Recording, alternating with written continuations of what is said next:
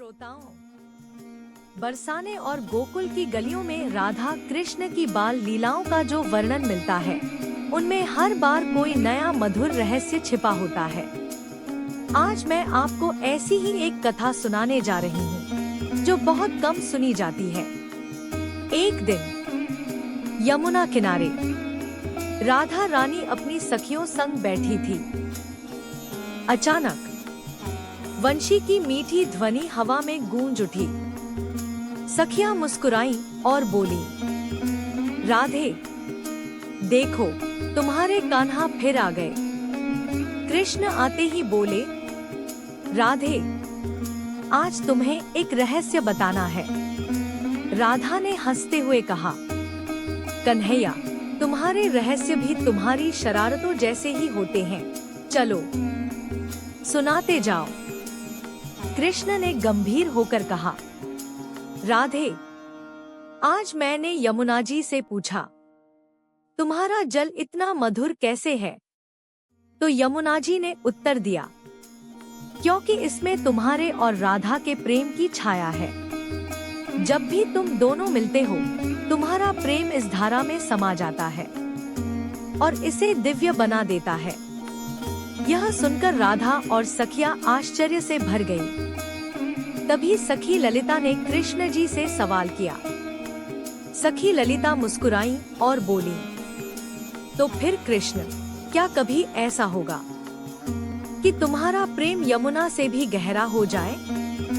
कृष्ण ने उत्तर दिया, सखी, यमुना तो हमारी गवाही है, पर प्रेम का असली गहरापन तो राधा की आंखों में है। उसकी एक झलक मेरे लिए संपूर्ण सृष्टि से बढ़कर है। यह सुनकर राधा थोड़ी लज्जित हो गई और मंद मंद मुस्कुराने लगी। इसी बीच कृष्ण ने शरारत की। उन्होंने अपनी मुरली सखियों को थमा दी और बोले, जो इसे बजा पाएगा वही मेरे प्रेम की सच्चाई समझ पाएगा। सखियां एक एक कर मुरली बजाने लगी, पर स्वर न निकला। जब राधा ने मुरली को हाथ में लिया, तो वह अपने आप गुनगुनाने लगी। मधुर स्वर निकलते ही वृक्ष झूम उठे, पक्षी गाने लगे, मोर नाचने लगे और यमुना की लहरें भी नाच उठी।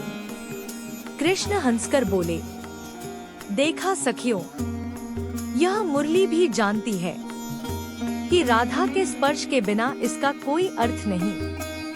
उस दिन सबने अनुभव किया, राधा केवल कृष्ण की प्रेयसी नहीं, बल्कि उनकी आत्मा का प्रतिबिंब है। राधा के बिना कृष्ण अधूरे हैं और कृष्ण के बिना राधा का अस्तित्व नहीं। सूर्यास्त होने पर दोनों यमुना तट पर बैठ गए। कृष्ण ने कहा, राधे, हमारे प्रेम की यह कथा कभी पुरानी नहीं होगी। युग बदलते रहेंगे, पर राधा कृष्ण की यह प्रेम था सदा अमर रहेगा।